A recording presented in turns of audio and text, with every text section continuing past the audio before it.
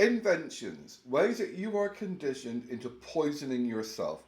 This little thing that bounces up and down in your kettle, its purpose is to clean off the heating element of all that nasty crap that comes out your tap and sticks to it.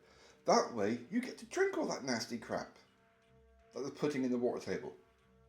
So rather than it being sticking to your heating element that you can clean off later and dispose of, in the fucking toxic waste dump.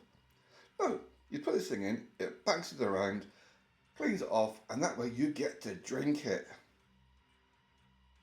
Does that make sense to anybody? Other than the fact that they want you to be drinking the crud that would have been stuck to you. Ask anyone who makes spirits. You don't put copper wire in your still unless you want to get rid of the crap. So, yeah.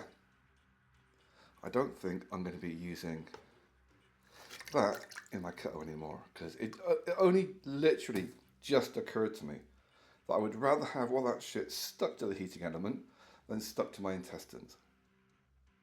More stuff to give me cancer.